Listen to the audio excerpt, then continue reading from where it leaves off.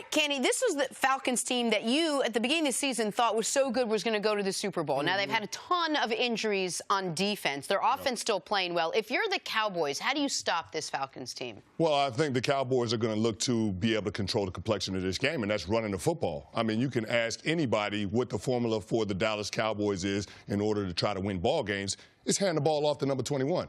You wouldn't think it's that simple, but it really just comes down to giving Ezekiel Elliott opportunities to impact the game. You saw that last week in Philadelphia, 180 yards from scrimmage. And all they got to do is turn on that game film from the Cleveland Browns game with the Atlanta Falcons, and they'll see everything they need to see. I mean, the Falcons gave up 211 yards on the ground. 140 of that came in the second half. And, CC, you said it. Just lean on that Atlanta Falcons defensive front. Lean on them. They got a lot of small guys. They want to jump out of gaps. They want to run around. They don't want to fight in the phone booth. They don't want to put their face in the fan. But that's exactly what you got to make them do. Because in that second half, the Cleveland Browns offensive line, they did what they wanted to do. And Dan Quinn didn't have any answers. They were jumping in the buddy fronts. They had a zero nose and 2-3 techniques, which means defensive tackles on the outside shade of the guard and guys on the end of the line of scrimmage. So they're completely gapped out on the defensive front. And guess what? They couldn't stop a nosebleed. They got 8, 9 guys in the box. Didn't matter. Nick Chubb still giving them 5 yards a pop. But that's what you have to do if you're Jason Garrett and the Dallas Cowboys.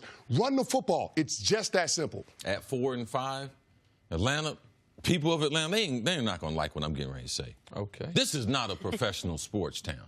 No. Man, they're about the Georgia Bulldogs, and, man, they are about the Alabama Crimson Tide, the SEC, those teams being way up there. Man, they're moved on. Clemson fans, like, they've moved on from pro football this year.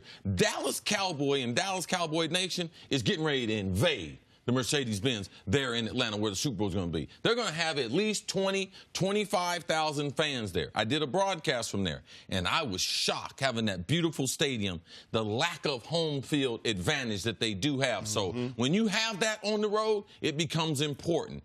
Do not turn the football over. Dak, don't try to make too many plays early as far as throwing the ball. Preserve the drives, even if you have to punt, like Baker Mayfield did last week. He did not take a lot of chances with the football. Him and Nick Chubb, they did combine for great stat lines, but when you look at what Baker Mayfield did, played very, very conservative, had the big play on the scramble to his right. So with Dak, understand the game. Realize we're going to lean on him. We're going to have attrition on this team. We're going to try to get 40 carries, and over the course of 4 quarters, we're going to be able to take over this game.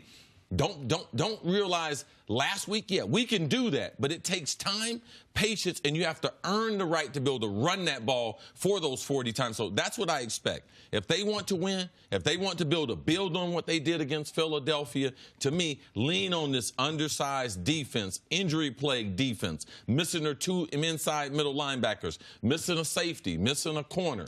The gut of that defense can be had, Nick. Listen, because the Cowboys are in the NFC East, even if they lose this game, they're still going to be alive. Like Washington's got a real tough game against Houston. I don't know how Washington's going to be able to block that Houston front. So Washington could fall to 6-4. So even if the Cowboys lose, we could be sitting here saying at 4-6, they got Washington on Thanksgiving, can get within a game. But you think Washington's going to say it? What do you think really going to happen in that game? In the Washington-Houston game? Yes. Oh, I think Washington's going to win. I think Washington's going to take care of Houston in that game. But so if that is the case, Dallas busts. Dallas. The point I was going to make is, it's not about staying alive in the NFC East. It's about, are you any good?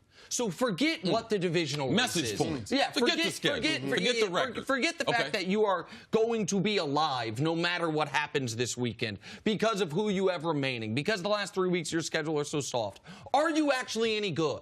You are coming off your best win of the season. You are in a spot against a team that has a ton of talent offensively, but a lot of weaknesses defensively. And you are in one advantageous spot because of how I think you mismanaged Zeke at the beginning of the year. He don't have a whole bunch of carries on him. He was not run into the ground through the first 6 weeks of the year. So you know what the last 6 weeks of the year, especially because this offseason might split him off with about $60 million, have him go earn it right now.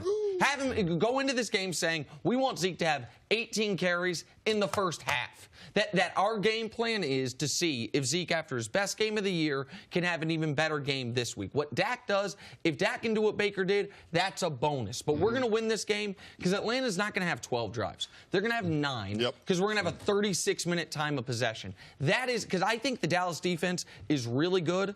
But Atlanta's been carving up good defenses, bad defenses. Yeah. Atlanta's offense is exactly the team you thought they were at the beginning of the year. The only thing I think that you miscalculated on Atlanta wasn't even a miscalculation. They got injured. And their defense has not been, they weren't deep enough defensively.